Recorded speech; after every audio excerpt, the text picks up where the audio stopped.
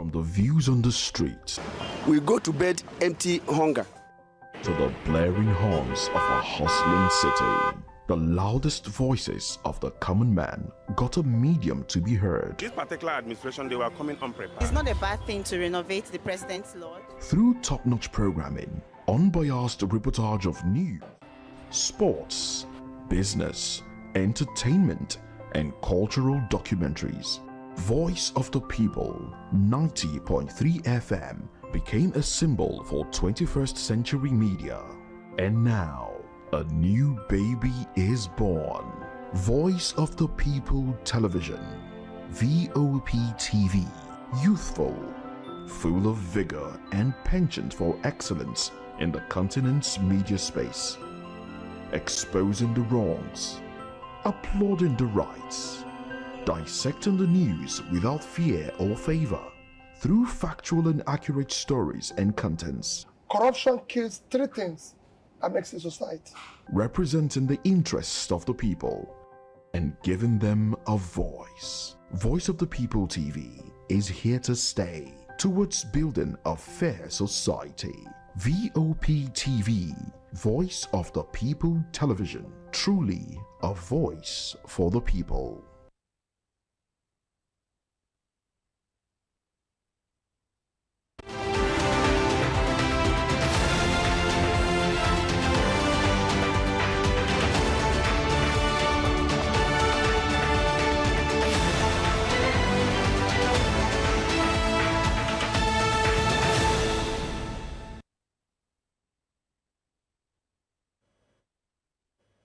Good afternoon. Welcome to the midday news on Voice of the People Television. I am Promise. Now the top stories. Kanu seeks CJN's intervention over Nyako's recusal. Jonathan urges INEC officials to resign than rig elections. Tinubu passes vote of confidence on APC leadership. We will no longer bear unpaid liabilities, FG wants states. Are marginalizing Muslims, Sharia Council tells the president. In the world of business, investors 215 billion naira as equity market slumps. And in sports, Osimhen unsure of future with Galatasaray. In entertainment, the Bank unveils talent funding distribution initiative. Before we begin the news, kindly visit our website on www.vop.ng for fresh and trending stories. Now, the news in details. Detained leader of the indigenous people of Biafra, Nnamdi Kanu, has appealed to the Chief Justice of Nigeria, Justice Kudirat Kekereekun, to direct the Chief Judge of the Federal High Court, Justice John Soho, to transfer his case to another judge with requisite jurisdiction. Kanu's request followed the recusal of Justice Binta Nyako from his trial. In a letter dated February 20th, 2025, Kanu's lead counsel, Aloy Ejimako, said Justice Nyako had recused herself from the case on September 24th, 2024, following Kanu's request on grounds of alleged bias. However, despite her withdrawal, the Chief Judge returned the case to her, directing her to continue presiding over the trial. Kanu, who is facing a 7-count terrorism charge filed by the federal government, had rejected Justice Nyako's continued handling of his case, insisting that she had voluntarily stepped down before. And now talking electoral malpractices, former President Goodluck Jonathan says it is better and honorable for the management of the Independent National Electoral Commission to resign than manipulate elections for certain interests. Jonathan spoke yesterday in Abuja at the Yaga Africa Reflection Conference on Democratic Elections in West Africa. He disclosed that the involvement of too many ghost voters is the reason Nigeria is not getting accurate vote counts at election. Nigeria's electoral system will continue battling with credibility crisis until men of integrity manage elections in INEC. Citing the former INEC chairman Atahiru Jega's domineering political leaders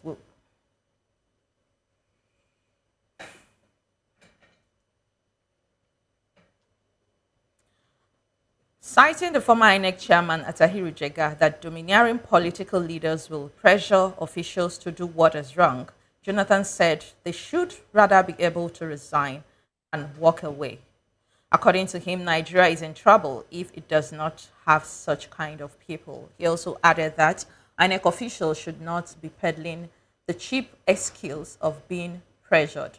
Jonathan stated that anyone accepting to be INEC chairman or commissioner should be ready to take care of the democratic people and walk away if pressurized to do what is wrong.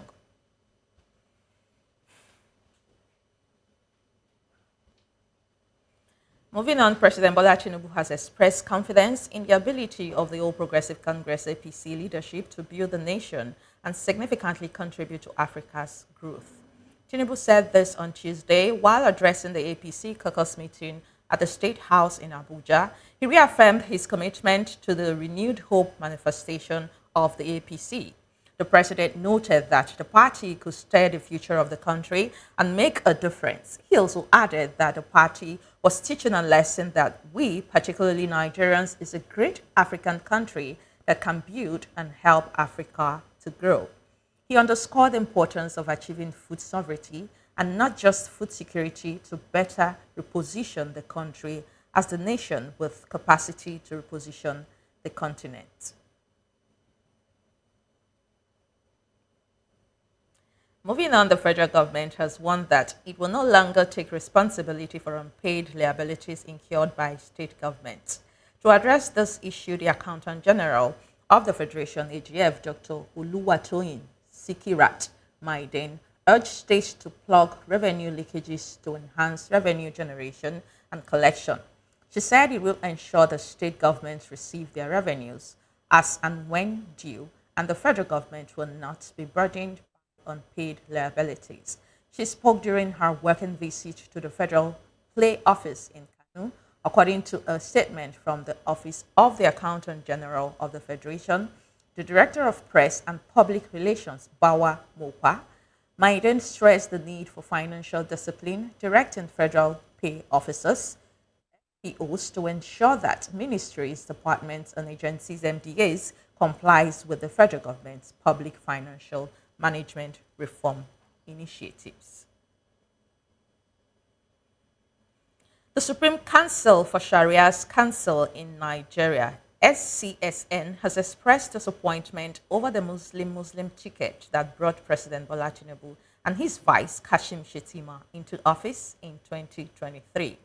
Islamic cleric under the SCSN said that even though both Tinubu and Shettima are of the same faith, it has not changed the plight of the Muslim communities.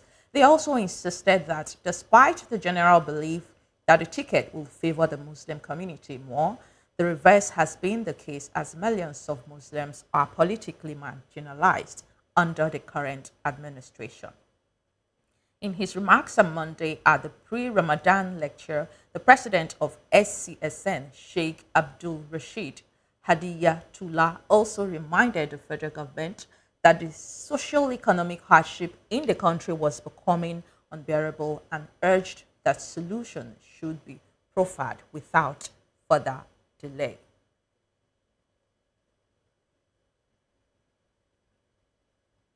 Meanwhile, the Nigerian Supreme Council of Islamic Affairs has urged the Senate to remove sections of the tax reform bills that conflict with Sharia law, particularly regarding marriage and inheritance.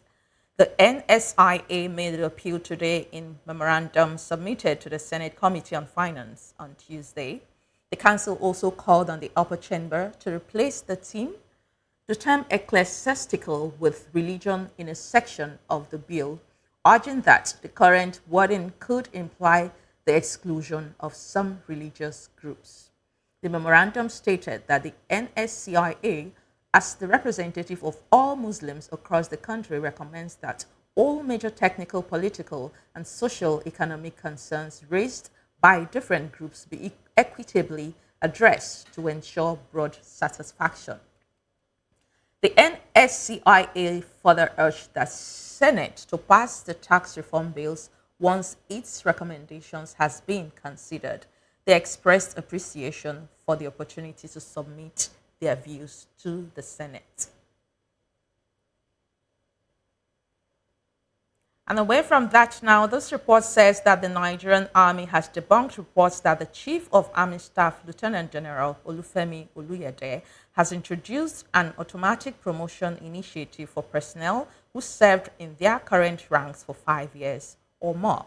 Director, Army Public Relations, Major General Oyema Nwachukwu, in a statement described the publicity as fake information. Major General Nwachukwu explained that the conditions for elevation in rank are outlined in the Nigerian Army Administrative Policies and Procedures and the Armed Forces of Nigerian Harmonized Terms and Conditions of Service for Soldiers, Rating, and Airmen. He said, among others, key requirements for promotion by the armed forces include, but not limited to, serving the stipulated minimum period on a substantive rank, successfully completion of requisite professional courses, maintaining satisfactory disciplinary and performance record, and meeting medical and physical fitness standards, amongst others.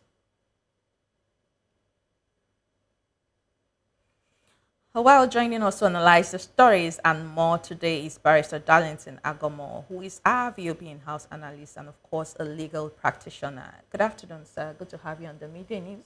Good afternoon, Promise Chad. How are you? I'm very well, thank you. Barrister, let's kick off with the Muslims saying that they are being marginalized in Nigeria.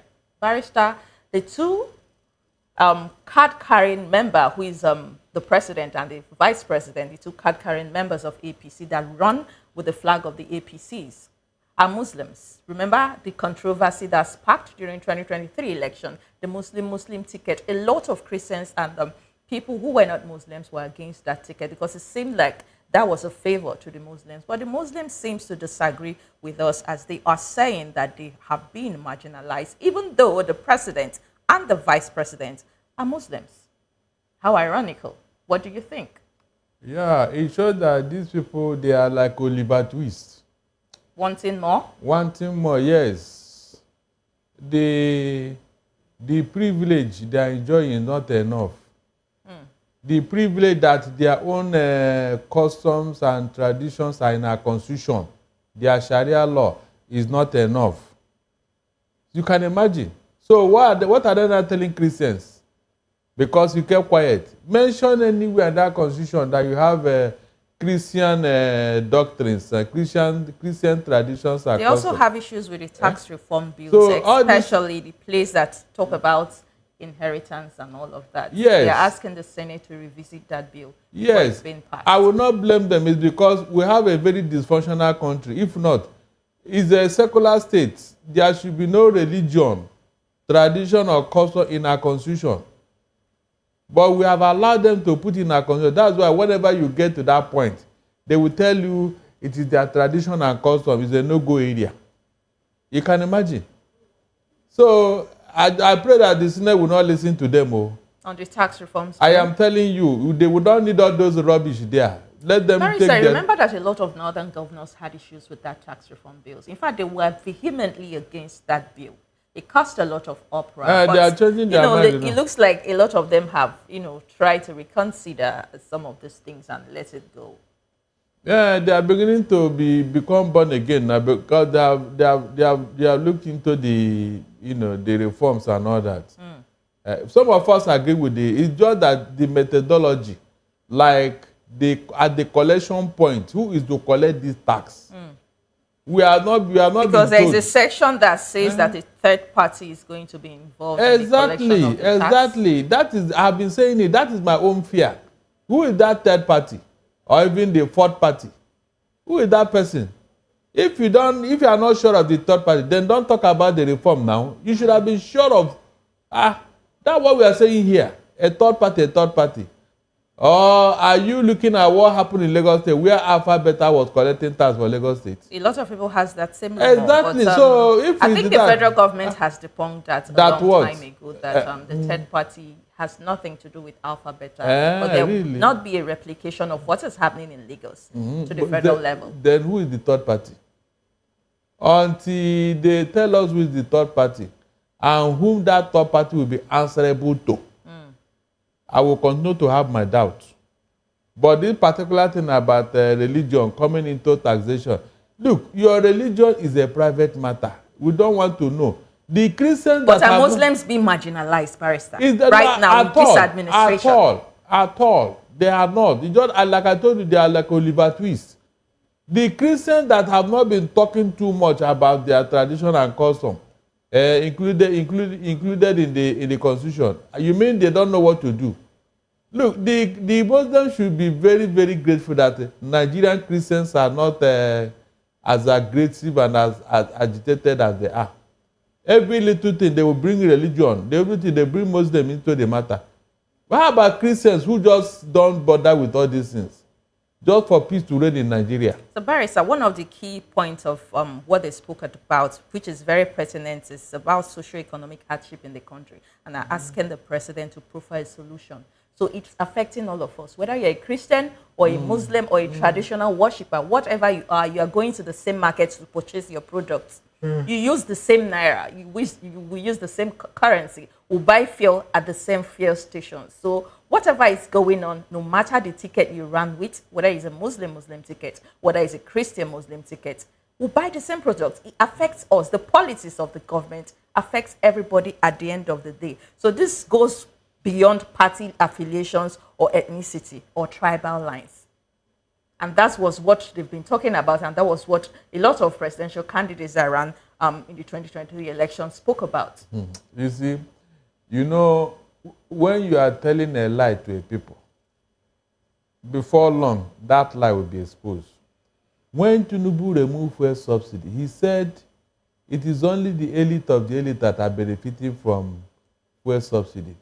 Then when he removed it, it will now trickle down to the poor. But Barrister, you've been arguing that government has still been paying subsidy. Even now. You even argued yesterday that government still pays subsidy.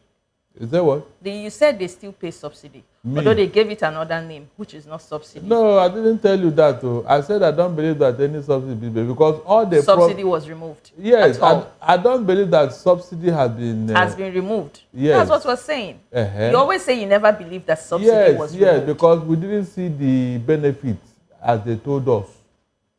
It's just that we don't know who they are paying it to. We don't know who is collecting the money now. Erufai said it, I'm not the only one. Erufai said that they are even paying more now than before.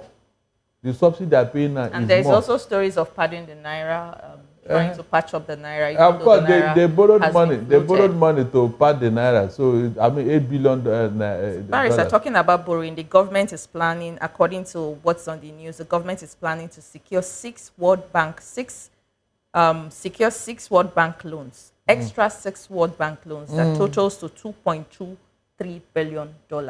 Again, adding to what we are owing already.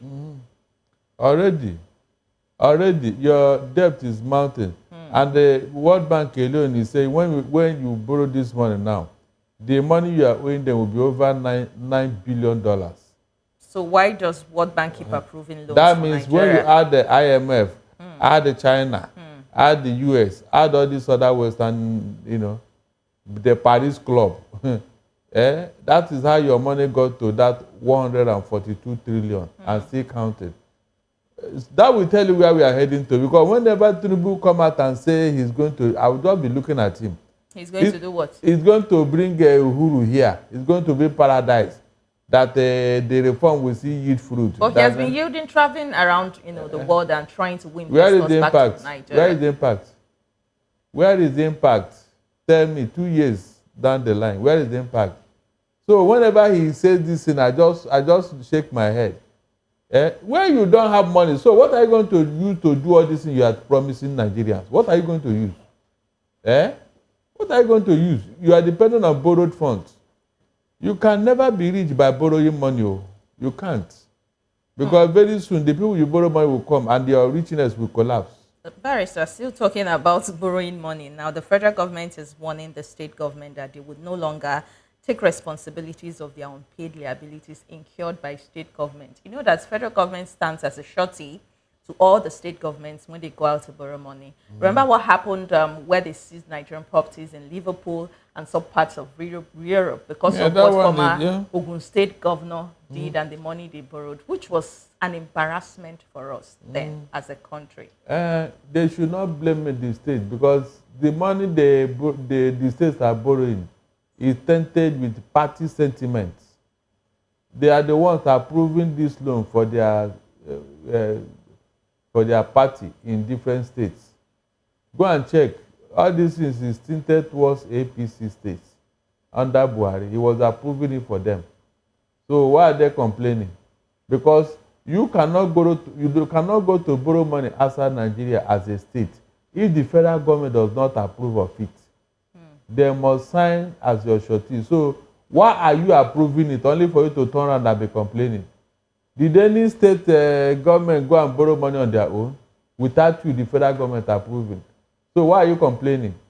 You are the one that asked them to go and borrow money now. So why are you talking? What are you talking? Eh? All right, Barrister, let's look at what the former President Goodluck Jonathan says about election rigging in Nigeria. He urged INEC officials to resign than trying to be caught or be responsible for rigging election and electoral and voter apathy in Nigeria. He even said there are lots of ghost voters in Nigeria, even though he didn't mention the part of the country, but we know the part of the country where we see minors voting. We've seen pictures, footages, images. It happens over and over again where you see minors or in certain parts of the country, voting. You have anything to chime in on electoral malpractice in Nigeria? Yeah, he can only say it, but who will bear the cat? These are things that they used to remove him out of office. Eh? That man saved Nigeria a lot of trouble, so I'm not joking. If we're a country that value people, we should value what Jonathan did because he has every reason to contest his defeat. But he let it go. Why did he not contest his defeat? I said he let it go for the peace of the country. Yes, he let it go. These are the things he did. We saw what happened in Kano. Where Buhari got the highest vote. We saw what happened in Kano. In 2015? Yes, in 2015. The KKK states. Barrister, they call them the KKK states. Whether, Kano, Kaduna, Katsina, millions of votes. But the reverse was the case in 2023. What happened to the numbers in Kano, especially in Kano? We didn't see that numbers in Kano in 2023. Look, what happened in 2023 election, it was heavily stage managed. That is why the three front runners got 12 states each. It has never happened in the history of election, either here or anywhere, where the three leading candidates will share the states equally. It has never happened. Go and check record. It has never happened. So it was heavily stage managed, so that the level of rigging will not be too much. That is it. So that when we now come and say, after all, Obi got 12 states now, I think we got 12 states. Jonathan Tinubu got 12 states. Yeah. The only difference now is the figure. Is the figure. So it was stage managed. Let nobody be deceived so that the outcry will not be much. So former President Jonathan also, he mentioned Don Atahiru Jega's role in 2015 election. Jega was seen as hobnobbing with the APC. Yeah, of course. The handwriting was all over the wall.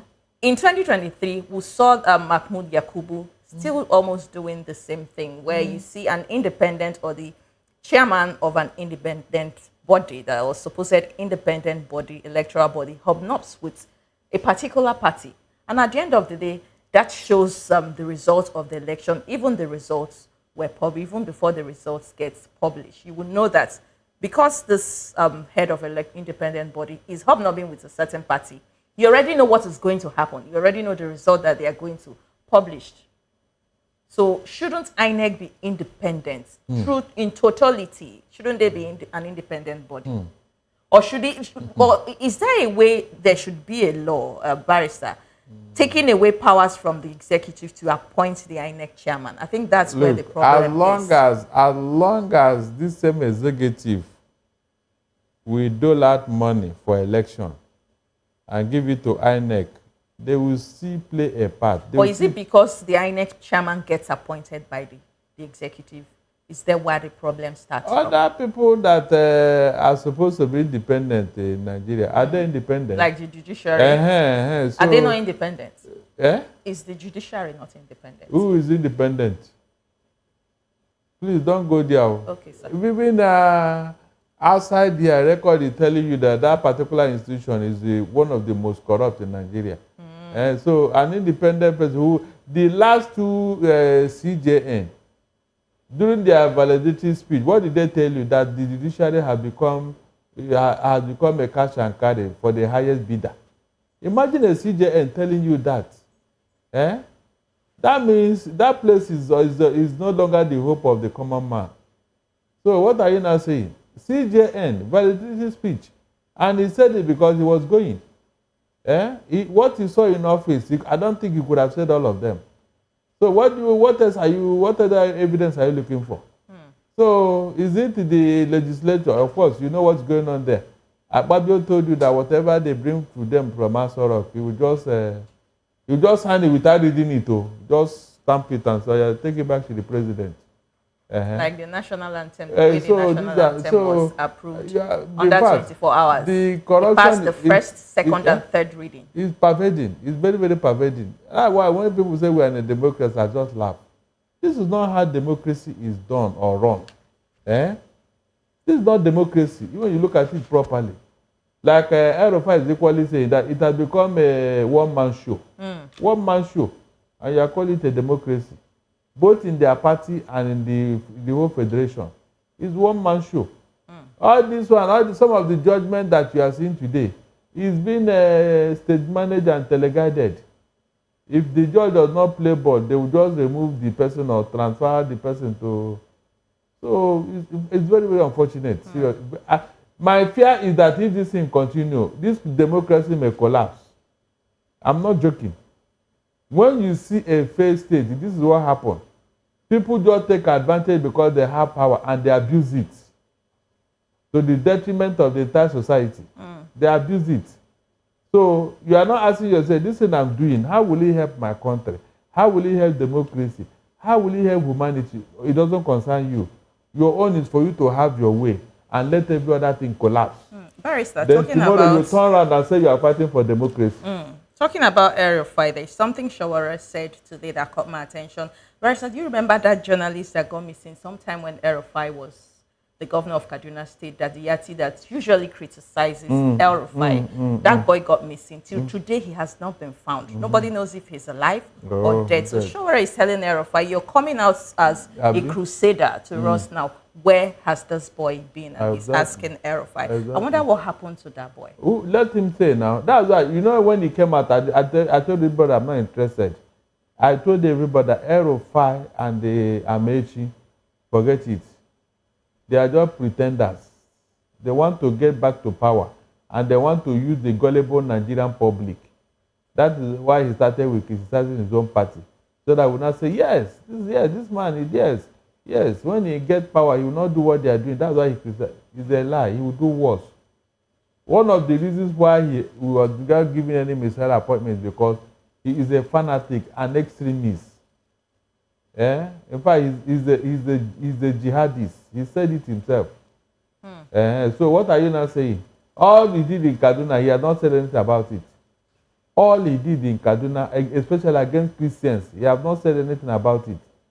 And you now want to tell us Tinubu did this, Tinubu will not do this. So that I will not do. Did you do better? In fact, the Nigerian people are the gullible ones that I pity. Seriously. They have deceived you several times. Here you have not learned any lesson. Is that not how they came with criticizing Buhari? That when they come, they will do better, this and that. Now they have taken office. What is going on? He said, let the poor breed. Tinubu told us during the campaign that let the poor breed. The poor now, are they breeding under his watch? Are the poor not breeding? Are they breeding? That the poor that are struggling, that are gasping for breath. They are strangulating them under his watch. And he's telling us, please. All right, Barrister, let's round off with what Nnamdi Kanu said. He has prayed on the Chief Justice of Nigeria, Kekere Ekun, to order the Federal High Court Justice to transfer his case to another judge for requisite jurisdiction. You know, he had issues with Justice Yeah, put it in writing. And he said he doesn't want Bintanyaku to handle his case Yeah, put it in writing now. So let me see whether they will not listen to him, because that was one of the conditions. They say he should put it in writing. And he has. He has done that now. So let's see whether they will not change that Bintanyaku. So do you think they will assign another Why judge not? Why not? They are the one that gave the condition. But what is wrong with Justice Bintanyaku? And Nnamdi Kanu have made that condition. Nnamdi Kanu said it now. Nnamdi Kanu said it that she too, she has baggages. He said it that the son and the husband are going trial for corruption. The federal government is, so maybe they now want to use him as a bargaining chip here. Prosecute Nnamdi Kanu and jail him, then will now give your son and your husband a soft landing. Nnamdi Kanu said it, and he made a valid point. So a listening judiciary should listen to him now.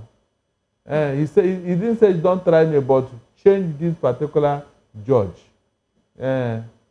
All right, thank you so much, Barrister. I think this is where we'll draw the curtain on the analysis segment on the midday news. Barrister Darlington is, of course, our in-house analyst, always on standby to dissect stories for us. He's also a legal practitioner. Thank you so much once again, sir. It's my pleasure. The rest of the stories will come to you shortly after this break. Stay tuned.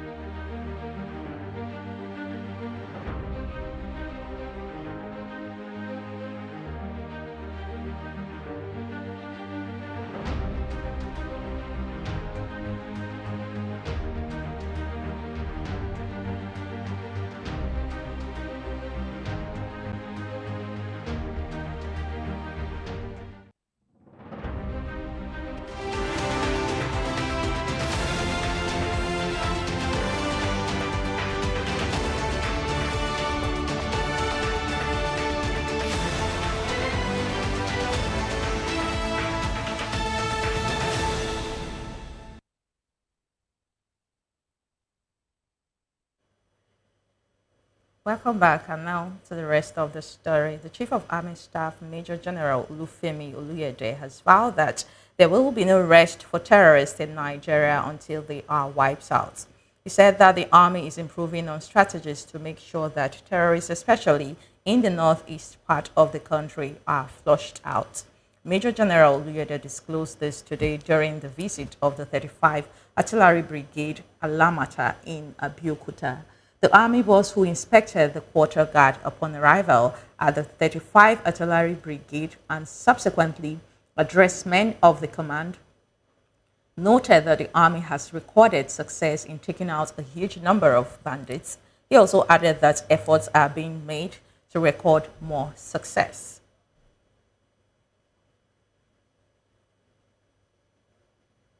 And moving on, the Minister of Interior, Olubunmi Tunji-Ojo, disclosed that the visa on arrival process has not been scrapped out.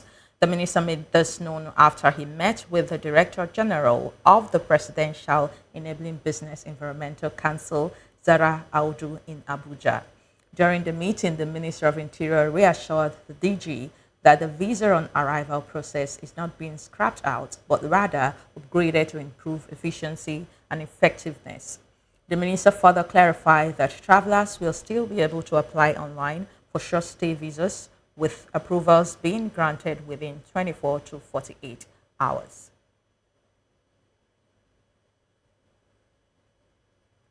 Meanwhile, the United States has published a list of eligible countries for its 2025 visa waiver program. The United Kingdom has been removed from the program but remains eligible under specific conditions. The list, however, does not include African countries such as Nigeria, Ghana, or South Africa. According to the U.S. Bureau of Consular Affairs, the visa waiver program allows most citizens of eligible countries to travel to the U.S. for tourism or business for up to 90 days without requiring a visa.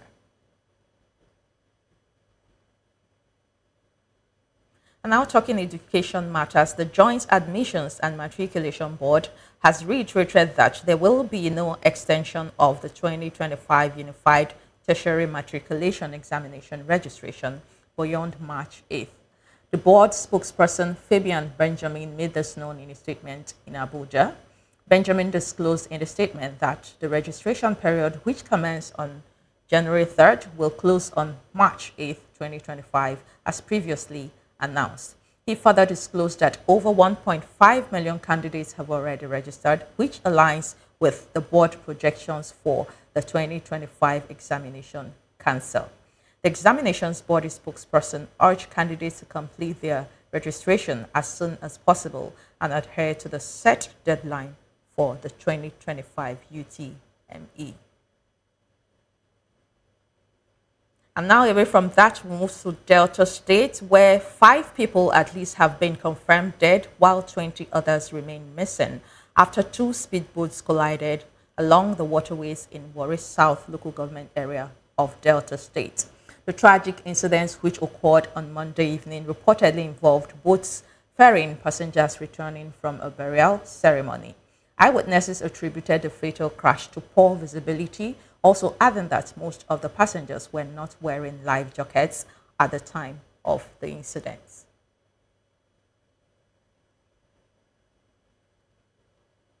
We'll bring you business and sports stories after this break. Stay tuned.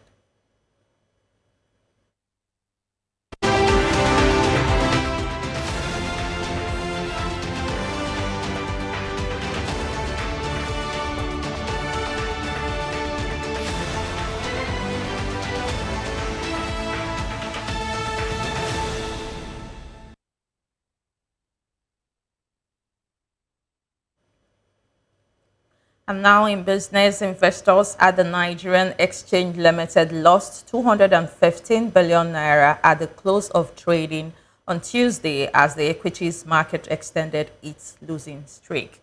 The market capitalization declined to 67.2 trillion naira, while the benchmark all-share index shed 345.19 points, representing a 0.32% drop to close at a 107,781.78.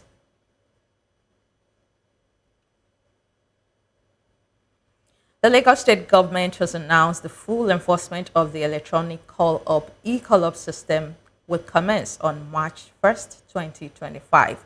The technology-driven system was developed over 2 years in response to anticipated high truck traffic in the Lekki-Ekpe corridor due to the operations of the Lekki Deep Sea Port, Lekki Free Zone, Dangote Refinery, and other major industries. The initiative aims to streamline logistics, prevent indiscriminate parking, and enhance operational efficiency. According to the Deputy Director, Public Affairs, Ministry of Transportation, Bolanle Ogunnola, the state government has given truck operations adequate time to integrate into the system. Multiple stakeholder arrangement meetings were held to educate operators on its benefits, and enforced timeline was repeatedly adjusted to encourage voluntary compliance. And from business, we move to sports. Super Eagles striker Victor Osimhen has failed to acknowledge where his future lies after he was quizzed by the Turkish press in the aftermath of Galatasaray's goalless home draw with Fenerbahce on Monday night. Turkish journalists were eager to know if Osimhen would make himself available for the club beyond the end of the season, but the Nigerian was evasive, choosing to dwell on the moment and not what would happen to him at the end of the season. The highly anticipated match, which saw a massive police presence of reportedly 32,000 officers and foreign referees to ensure a fair game, ended without a goal. Now, despite the lack of goals, the match was an exciting display of skills and determination from both teams. Osimhen, who has been a key player of the Galatasaray this season, posed a significant threat to Fenerbahce's defense despite being man-marked throughout the match, as he won 3 fouls, the most in the game.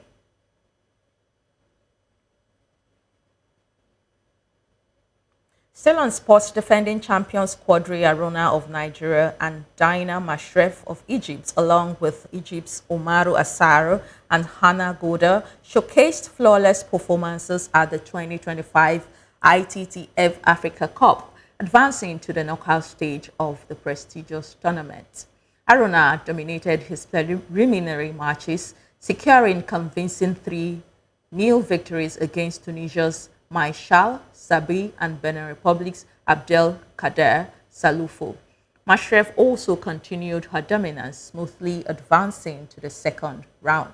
Asa, Goda and Nigeria's Olajide Omotayo all secured their spots in the knockout round, while Congo-Brazzaville's Sahid Idowu stunned the Tunisian fans with a 3-1 victory over local favourites, Wasai Asid. In a surprising turn of events, Egypt's third seed, Mohamed El Bali, suffered a 3-0 defeat against Madagascar's Anthony Razafian rival. Ethiopia's Darara Mokenom Dufera, the only top seed to exceed in the first round, bowed out after a double defeat.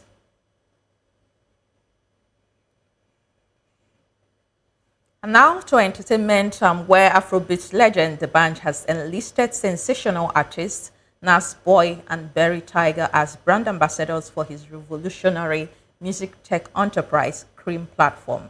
They joined the Kokomasa to drive inclusivity among budding talents.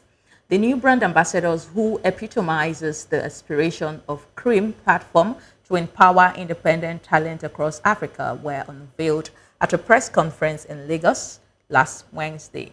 CREAM, an acronym for Creative Reality Entertainment, Art and Music, leverages technology to provide resources that independently talents need to achieve excellence and take their gift to the next level. These unique offerings include MTN Best of the Streets competition, talent management, distribution, and publishing, as well as funding and grants. The platform ensures inclusivity for all talents in urban and remote areas through its website, as a MTN USSD code allowing talents to share their gifts with the world at the click of a button. Talents also have the opportunity to earn money through the gaming features, where they can win juicy prizes with as low as 100 naira.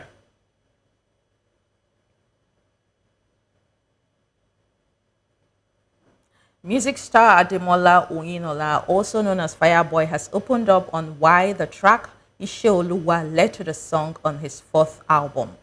In a chat, the YBNL Empire Distribution signee noted that song was made out of the clarity he has witnessed at a certain period in his life. The award-winning singer disclosed that he recorded the song at a low point in his life when he was realizing and learning from various experiences. While acknowledging that it's not always a pleasurable experience for him, he also noted that it was a very essential growth for him.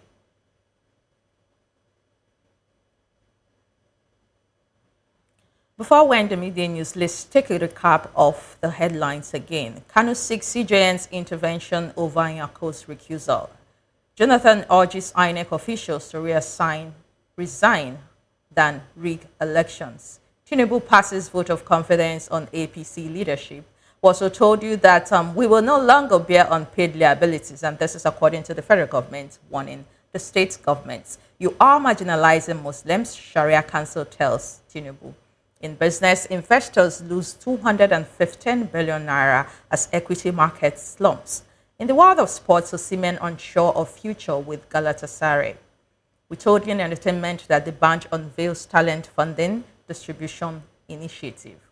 That's the news on the media news on Voice of the People TV. Do well to subscribe to our YouTube channel. On YouTube, we are at Voice of the People TV, and on other social media platforms, we are just at VOP TV Live. Coming up will be Spotlight with Masinachi Okafor. I am Promise. Good afternoon, and thanks for watching.